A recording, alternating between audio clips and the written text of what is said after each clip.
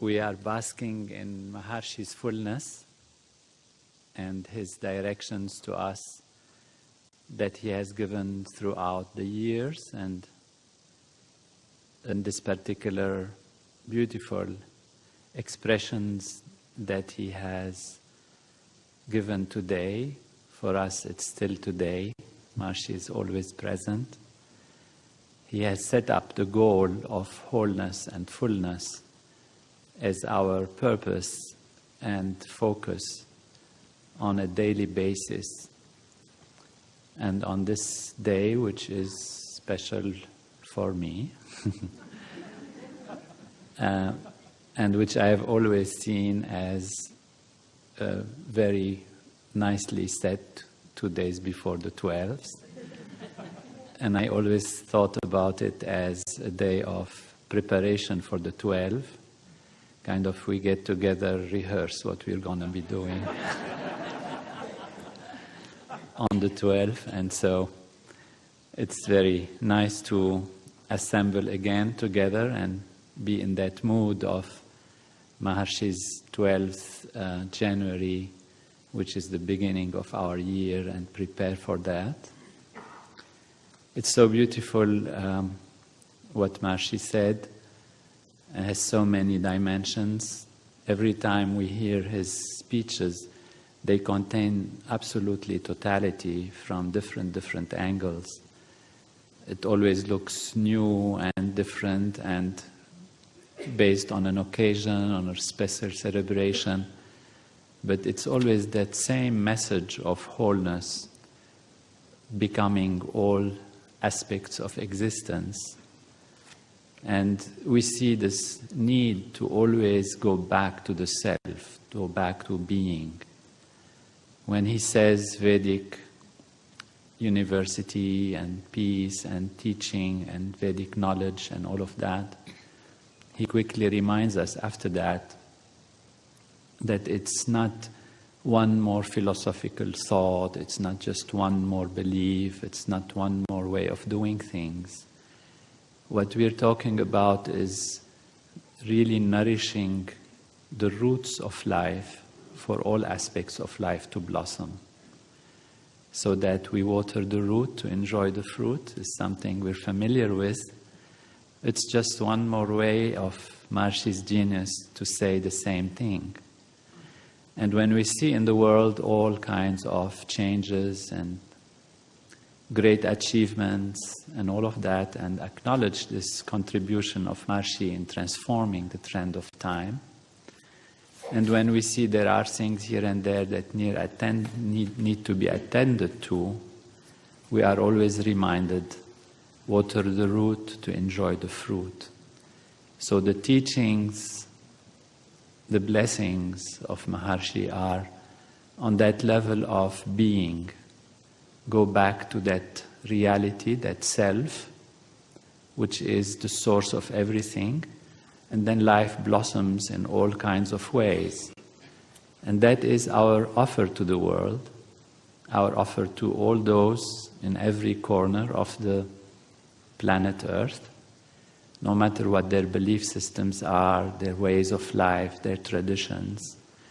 We have that nourishing power that nourishes everyone so that everyone can blossom in their fullness and yet see the fullness of others as the completion of the joy of creation expressing itself in so many different ways, and that these ways are not a threat to one another but just make the garden of life more colorful and more full. And that is the message of Maharishi, and that is our message.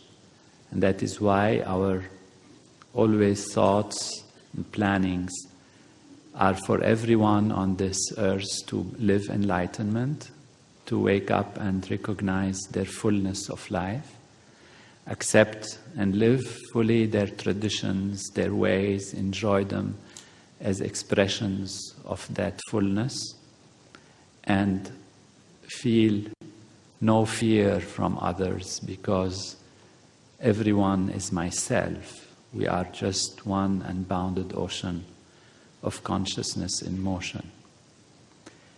It is so befitting and beautiful, this also tape of Maharishi today, when he expressed the sun, and the sun in the Vedic tradition represents that wholeness on the level of our solar system, which nourishes and maintains all the system in balance and gives warmth to the earth and all the power and all the energy for everything to blossom.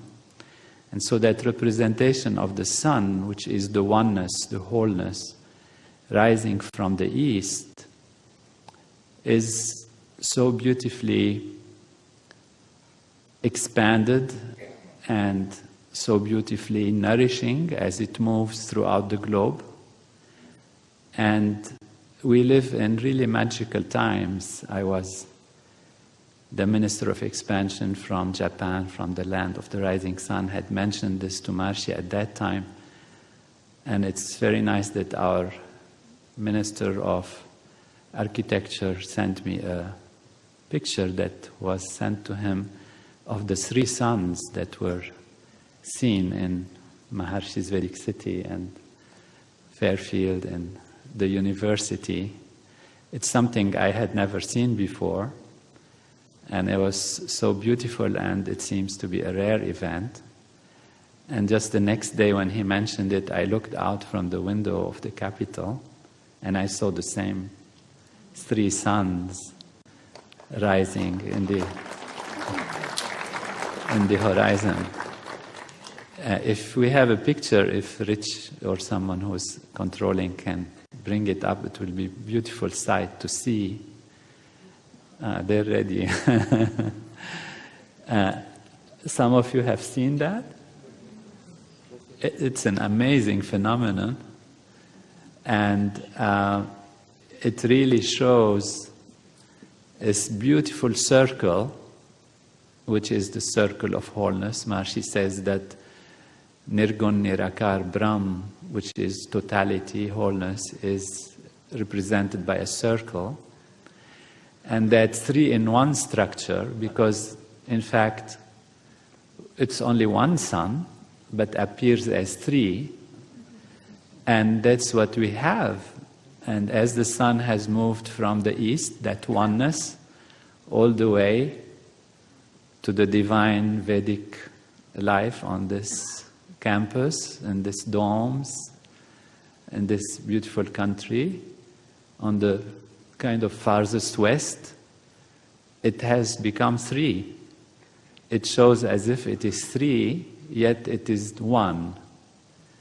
And it's very wonderful to see that expression from the heavens. Really, Maharishi saw that sun, or heard about that sun being told to him, and he spent so much on this tape going back to it. And now we wish to offer Maharishi the 3-in-1 structure of totality blossoming, thanks to all of you who are in this divine land, divine place, raising consciousness and showing how even we can display on the heavens and the sky all what we are talking about. It's just a demonstration of totality. It's very significant, I feel, very beautiful and profound. That is why we really live in magical times, and we'd like to thank Maharishi and the holy tradition for giving us that magic. And thank you all, everyone here, and all those who day in and day out on a personal level and on the global level are together creating that fullness of life that nature rejoices in and sends us its messages through beautiful gifts from the heaven. So we look forward to a year of strength and unity and fullness of life everywhere. And it's my joy to thank you all, and I always am in infinite gratitude and infinitely humbled by that unbounded, infinite knowledge that Maharishi has bestowed on us in great compassion towards life, so that life can be lived in fullness. And then I would like that we offer all of this, and if you don't mind, we can do the puja to Gurudev. Prime Minister, is this a good time? That we do our offering, and then we will hear from Raja Heglen as Maharishi expected. And, and as we would love to hear, he's always a delight to listen to. I thank Prime Minister's beautiful words, and thank you all for whatever you will say, hoping that we can direct our thinking towards rehearsal and planning for the January 12th, and less towards the today's kind of special aspect, which is in fact special in that sense that it is only bows down to the feet of the infinite reality of Maharishi and Gurudev. Jai Gurudev.